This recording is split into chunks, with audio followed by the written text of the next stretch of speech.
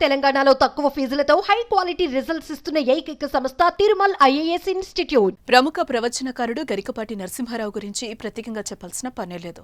నిజ జీవిత సత్యాలపై ఆయన వేసే చలోక్తులు ప్రతి ఒక్కరికి కనెక్ట్ అవుతూ ఉంటాయి. నవ్వేస్తూనే పంచులు విసరటం, ఆ పంచుల్లోంచి ఫైనల్ గా నీతి వాక్యాలు తీయటం ఆయన నైజం. అలాంటి గరికపాటిపై ఆయన మొదటి భార్య కామేశ్వరి సంచలన వ్యాఖ్యలు చేశారు.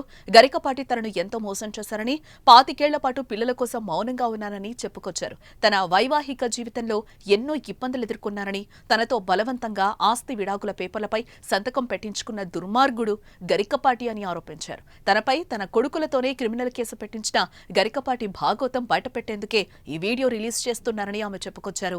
ప్రస్తుతం ఈ వీడియో సోషల్ మీడియాలో వైరల్ గా మారింది. 65 సంవత్సరాలుగా ఆ నీచుడు నాకు తెలుసు. పక్క ఇళ్ళవాళ్ళు అందరం కలిసి ఊళ్ళో పిల్లలు ఆడుకునేవాళ్ళం. అందరం కలిసి కెనడీ హై స్కూల్ కాశీపాడు అనే చోట చదువుకున్నాం. జీవితం మొత్తం వాళ్ళమ్మ వీడిని ఎత్తుకోవడం నాకు తెలుసు. చిన్నప్పటి నుంచి 18 పురాణాలు చదివినటువంటి పరాయి స్త్రీ తల్లితో సమానం అన్నటువంటి ఈ నీచుడు, ఈ దుర్మార్గుడు తల్లి వరసనే ఖూనీ చేశాడు. వృత్తి వేరు, ప్రవృత్తి వేరు. పాండిత్యాన్ని సంపాదించాడు, వాక్కులో అమ్మ సరస్వతిని పలికించాడు.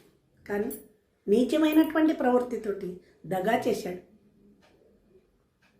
జీవితం మొత్తం కోల్పోయిన నేను నోరు మూసుకుని ఎందుకున్నాను, పిల్లల కోసం ఆగాను. తర్వాత అర్థమైంది. తన భవిష్యత్తుకు నేను అడ్డొస్తున్నానని వెళ్ళిపో అన్నాడు. హింస పెట్టాడు. హింస అవి చెప్పే హింసలు కాదు. నేను అవన్నీ చెప్పదలుచుకోలేదు. పడి చివరికి ఆలోచించాను. ఇక్కడ నా ప్రమేయం ఏమీ లేదు. 10 సంవత్సరాలు 12 సంవత్సరాల పిల్లలిద్దరికి, గురుజాడకి 10 ఏళ్ళు, శ్రీశ్రీకి 12 ఏళ్ళు. రేపుని చంపుకొని బయటకు వచ్చా. నేను ఏ తప్పు చేయలేదు. నేను శ్రీరాముణ్ణి, తప్పు చేయలేదు. కొంచెం కోపం వచ్చిన ఊరుకు. తర్వాత ఏమన్నాడు, నీకు అన్యాయం జరిగితే, నీకు అవమానం జరిగితే రా బయటకు వచ్చి చెప్పు. నీ అవమానం చెప్పకపోతే ఎలా తెలుస్తుంది? సమాజాన్ని ఓ తట్టి లేపుతున్నాడు. అప్పుడు నాకు అనిపించింది, నాకు అన్యాయం జరిగింది కదా. సుగ్రీవుడు తమ్ముడు వాలి అన్నగారు.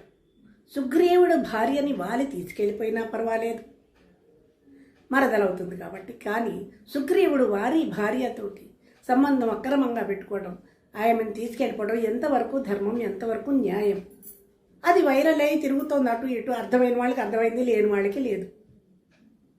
నా మీద క్రిమినల్ కేసు పెట్టి పోలీస్ స్టేషన్లో ఆగాడు. నా కన్న కొడుకు చేత గురజాడను కళ్ళల్లో పెట్టుకుని పెంచుకున్నాను. పిచ్చి వెధవని ఎంత ప్రేమగా పెంచుకున్నాను. వాడు అన్నీ మర్చిపోయాడు. తండ్రి రక్తం కదా.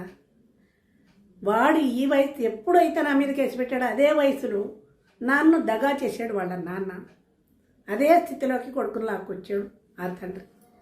పిల్లల భవిష్యత్తు చూసి వాళ్ళని మంచిగా తీర్చిదిద్దవలసినటువంటి ఒక టీచర్ వన్స్ అపాన్ ఏ టైం కొడుకు చేత క్రిమినల్ కేసు కన్నతల మీద పెట్టిస్తాడండి. వీడియోలు తీసేయాలి, నా పరువు పోతుంది అంటే అదే మాటని ఆ కొడుకుని నా దగ్గరికి పంపించి వీడియో తీసేయమనరా, పరువు తీయొద్దనరా అని ఉంటే కొడుకు మీద ప్రేమతోటి తీసేద్దును కదా, నోరు మూసుకుని ఉందని కదా. మనిషికి పుట్టినప్పటి నుంచి అహంకారం. మీ గురువుగారికి చాలా అహంకారం, కుటుంబంలో అందరికీ అహంకారం. పొగరుతోటి క్రిమినల్ కేసా, నీతో పోతున్నాను రా అంటే క్రిమినల్ కేసు పెట్టాడు. అప్పుడు విడాకులు పెట్టి పెళ్ళే లేదు, విడాకులు. ఇప్పుడు మళ్ళీ గతంలో ఆ రాముడితోటి నేను ఉన్న రోజుల్లో నాకు చెప్పకుండా 1 డేలో విడాకులు ఇప్పించినటువంటి దుష్ట నీచ నికృష్ట మానవుడు నీ గురువు. పచ్చటి సంసారం, సుఖంగా బతుకుతున్నాను. నలుగురు అన్నదమ్ములు, వీళ్ళ పెద్దన్నయ్య, వీళ్ళ మామయ్య, కట్టుకున్న భర్త గరికపాటి వెంకటేశ్వరులు నా భర్త పేరు. అందమైన వాడు, అందమైన జీవితం, సుఖంగా బతుకుతున్నాం. వీడు ఎందుకు వచ్చినట్లు నా జీవితంలోకి? వాడు అంత అసమర్థుడయ్యాడు నా భర్త. నలుగురు కూర్చుని అత్తవారి తరపు వాళ్ళు కాగితాల మీద సంతకాలు పెట్టించి నీకు విడాకులైపోయి అంటాడా వీడు? అందరికంటే చిన్నవాడు. వాళ్ళందరి నోరు ఏమని మోయించాడు నా ప్రమేయం లేకుండా? మా నాన్న కాళ్ళు కడిగి కన్యాదానం చేశాడే. పుట్టింటి వాళ్ళకి పోని మీ అమ్మాయి సరిగా లేదనో విడాకులు కోరుతుందని ఆయనకి ఇన్ఫర్మేషన్ ఇవ్వాలి కదా.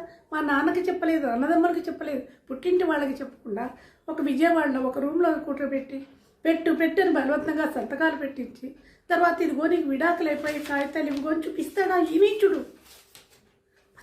పచ్చని సంసారం కూల్చి ఆ రోజు నేను పెట్టిన శాపాలే ఇవాళ వీడియోలు.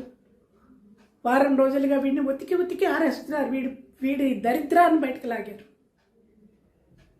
విత్తనం నాటినాడే మొక్క వచ్చి ఫలాలు పుష్పాలు రావు. 40 సంవత్సరాల క్రితం చేసినటువంటి ద్రోహం ఇవాళ ఈ అహంకారాన్ని దెబ్బ కొడుతుంది. అప్పుడు విడాకులు ఇప్పించాడు. విడాకులు కాగితం నాకేమి ఇవ్వలేదు. పోనీ విడాకులు చేసుకుంటే వాళ్ళకున్న ఆస్తుల భరణం స్త్రీకి ఇస్తారు, అది తెలియదు. వెర్రిదాన్ని నేను. తర్వాత నీతో పడట్లేదు వెళ్ళిపోతున్నానంటే క్రిమినల్ కేసు పెట్టాడు. లాయర్ దగ్గర 3 లక్షలు అడిగాను. 3 లక్షలు పెట్టి ఫోర్జరీ చేసి లాగేశాడు. ఈ నీచ నికృష్ట నీ గురువు.